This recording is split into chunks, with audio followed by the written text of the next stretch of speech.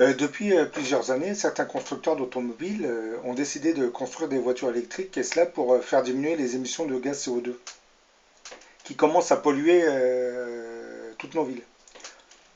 Mais ce genre de véhicule est très critiqué pour sa faible autonomie et surtout pour le manque de moyens techniques pour recharger les batteries de la voiture. L'autonomie d'une voiture électrique n'est que de 400 km, alors que celui d'une voiture à essence ou diesel est de 800 km, soit près du double. Et de plus, comme je le disais, recharger les batteries prend beaucoup de temps, plusieurs heures quelquefois. Tesla étant le seul constructeur pour l'instant à proposer une recharge rapide via ses superchargeurs, avec une autonomie dépassant les 500 km. Mais depuis peu, Samsung, connu pour ses smartphones, vient de se lancer dans la fabrication d'une nouvelle génération de batteries qui pourrait remplir une batterie à 80% de sa capacité en seulement 20 minutes de recharge, ce qui permettrait de récupérer une autonomie de 500 km. La nouvelle batterie de Samsung disposerait, selon la firme sud-coréenne, d'une autonomie de 600 km. Cette dernière se rechargerait également assez rapidement grâce à un système inspiré du chargement rapide des smartphones qui repose notamment sur la réduction de la résistance des composants de la batterie. Ainsi, en 20 minutes, la batterie est rechargée à 80% et la voiture peut repartir pour 500 km supplémentaires. Mais bon, il faut quand même 20 minutes pour la recharger à 80% de sa capacité. Or, une nouvelle technologie basée sur l'emploi de supercondensateurs permettrait de recharger une batterie en seulement 4 minutes. C'est encore plus impressionnant. Les supercondensateurs se rechargeraient très rapidement et auraient une longue durée de vie grâce à leur capacité à être chargés et déchargés plus d'un million de fois, contre 400 à 2000 fois seulement pour les batteries traditionnelles. Avec ces caractéristiques, le supercondensateur devrait rapidement s'imposer comme la super batterie idéale pour les appareils électroniques, les moyens de transport électronique ainsi que pour le stockage des énergies renouvelables. Le supercondensateur haute densité sont destinés à remplacer progressivement les batteries des voitures électriques.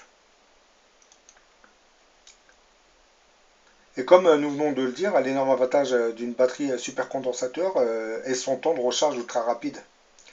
Les supercondensateurs ont une durée de vie beaucoup plus importante que celle des batteries, plusieurs millions de cycles, et d'être bien plus puissants en temps de charge de quelques secondes uniquement.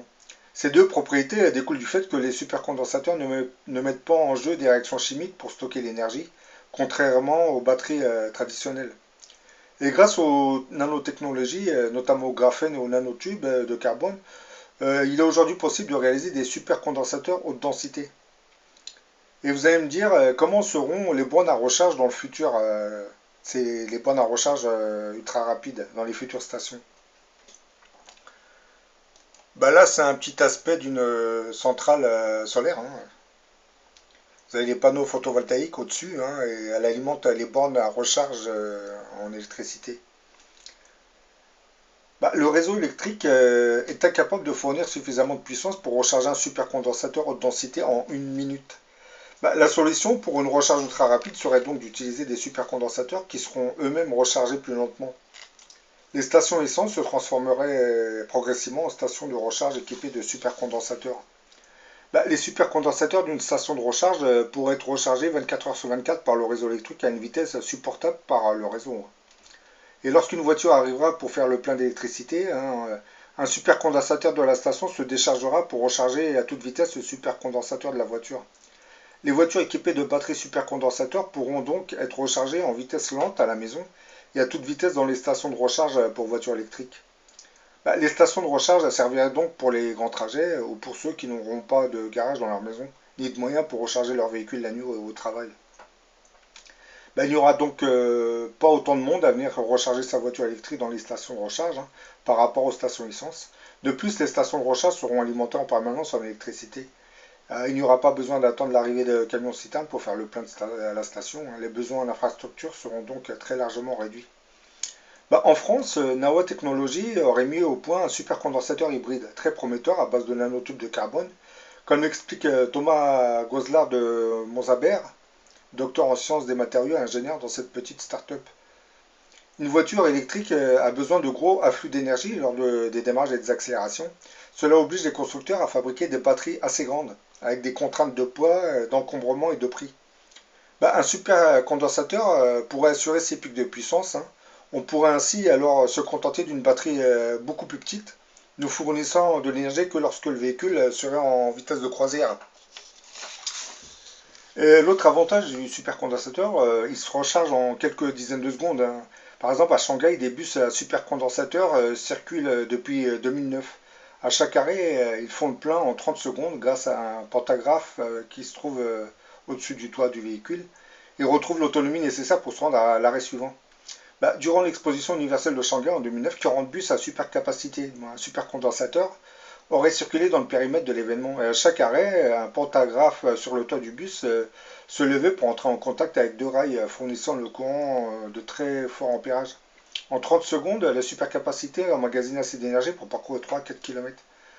Depuis, plus de 2000 de ces bus circuleraient dans la mégalopole chinoise avec des supercapacités de nouvelle génération qui stockeraient de quoi parcourir 10 km. Bah, les Chinois seraient en avance sur nous, hein, dans ce domaine, hein.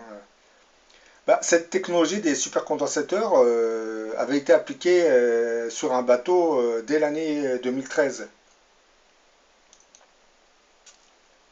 Le transborder Harvag Tredan, qui veut dire bateau électrique en breton, avait été le premier bateau électrique au monde à utiliser des supercondensateurs.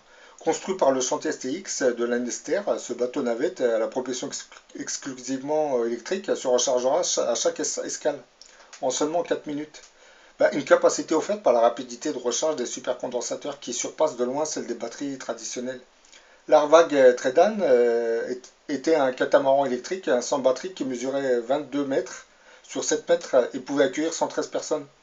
Bah, ce navire n'emportait que l'énergie dont il avait besoin, avait détaillé Laurent Castin, le directeur de STX. Bah, la capacité des supercondensateurs était suffisante pour alimenter le bateau sur un aller-retour. La recharge des supercondensateurs se faisait pendant le chargement et le déchargement des passagers à terre en seulement 4 minutes. Oui, c'est avec, vous voyez, c'est cet appareil qui recharge le bateau en seulement 4 minutes. Bah, les supercondensateurs fabriqués par le groupe Bolloré étaient constitués de fines plaques d'aluminium recouvertes de charbon actif microporeux et enroulées dans des cylindres en forme de grosses piles, modules à supercapacité.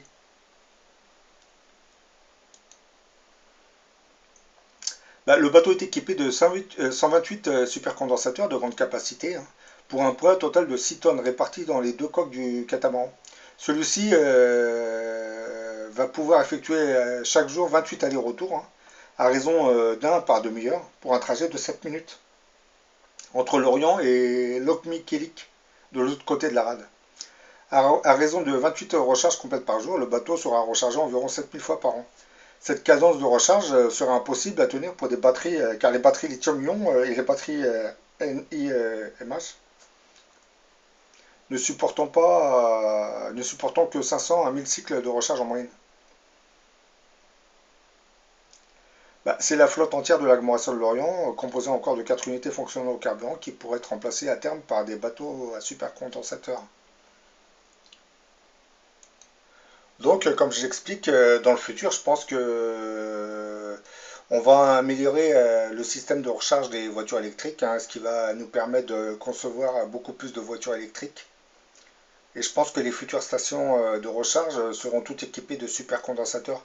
Mais bon, dans le futur, ces supercondensateurs vont être encore plus améliorés.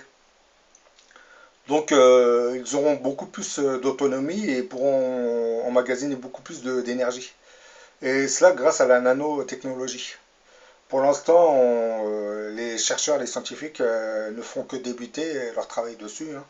Mais dans quelques années, vous verrez, avec le progrès technique, ce genre de supercondensateurs vont être de plus en plus efficaces pour la recharge des véhicules, voitures, bus, bateaux, voire hélicoptères électriques, hein. Pour l'instant, il n'y en a pas, mais bon, avec des supercondensateurs, on pourrait imaginer des moteurs électriques pour les hélicoptères.